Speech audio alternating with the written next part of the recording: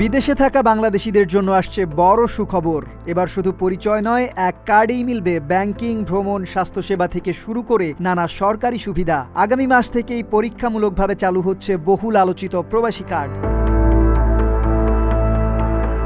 শনিবার প্রধানমন্ত্রী তারেক রহমানের সভাপতিত্বে অনুষ্ঠিত এক সভায় এই সিদ্ধান্ত নেওয়া হয়েছে। প্রধানমন্ত্রীর কার্যালয়ের উপপ্রেস সচিব শাহাদাত স্বাধীন জানিয়েছেন, প্রথম ধাপে চালু হবে প্রবাসী ডেবিট কার্ড।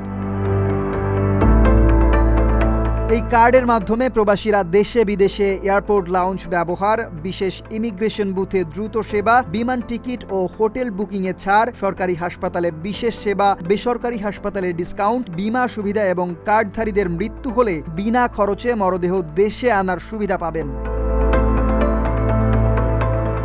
এছাড়া জমি রেজিস্ট্রেশন, নামজারি, ইউটিলিটি লাইসেন্স, বৈদেশিক বিনিয়োগে অগ্রাধিকার, রেমিটেন্স রিওয়ার্ড পয়েন্ট, ঋণ সুবিধা এবং কার্ডের মাধ্যমে সহজে অর্থ লেনদেনের সুযোগ থাকবে। এনআইডি, পাসপোর্ট ও কনসুলার সেবাও অগ্রাধিকার দেওয়া হবে।